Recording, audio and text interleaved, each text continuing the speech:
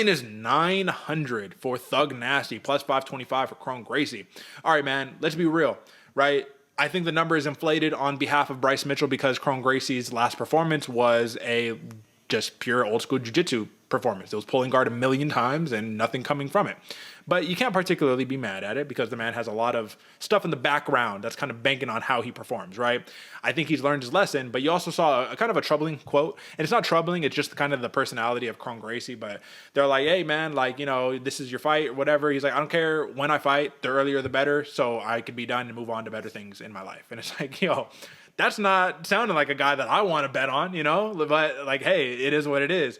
Bryce Mitchell, I feel like is a little bit of a wild card at this point now because we have seen that, I don't know, man, in a pure striking match, does he outstrike Kron Gracie? Like, I'm really not sure at this point. What do you think?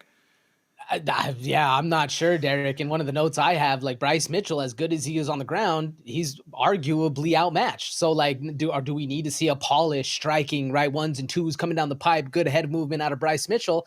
I don't see that happening either, man. He is unorthodox in his striking, right? He's a little different in how he gets it going, and he leaves holes open, like we saw in the Emmett fight. He leaves holes open in his defense.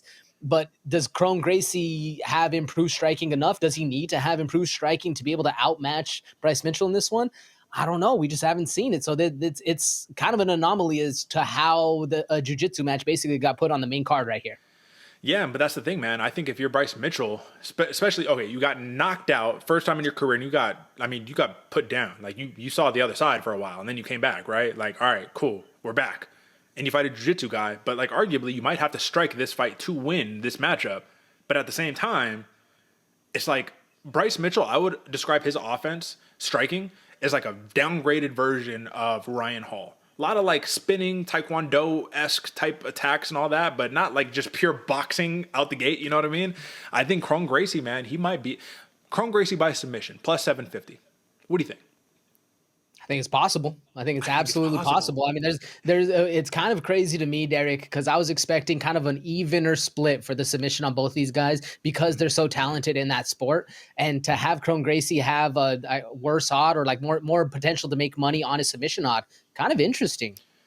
This is really my big question, man. In your mind, describe it super quick, man. What is a decision, a minus 200 decision by Bryce Mitchell? What does that look like?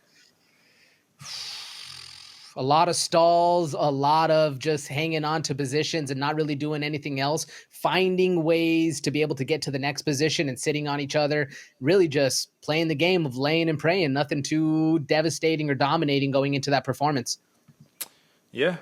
I mean, I'm not mad. I'm not mad at the analysis. I'm mad at the placement of this bout because it's confusing. But from a money-making perspective, again, Bryce Mitchell, not a bettable fighter in my mind. I'm not laying minus 900. We're not betting that. That's very clear. You're going to get lucky if you want to go ahead and you want to bet on a prop. So the only other thing that we can do is take a look at the fight odds right here and let's see what the overs are looking like.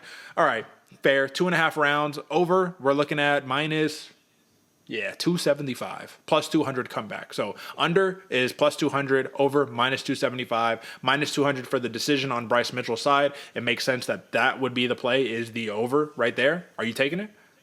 I'm taking the over for sure on this one. I do think we're going to see a lot of sprawls, a lot of just kind of kinetic in the middle. So I think this one definitely over. All right, fair. I don't really have anything else to say about this matchup other than Bryce Mitchell, you better not let us down, bro. We'll see. All right, should be a good one, folks. Let me go back to this big screen and let's move on to the opening bout of the night. By the way, this is consensus pick. Bryce, Thug Nasty, Mitchell, baby. Let's get it.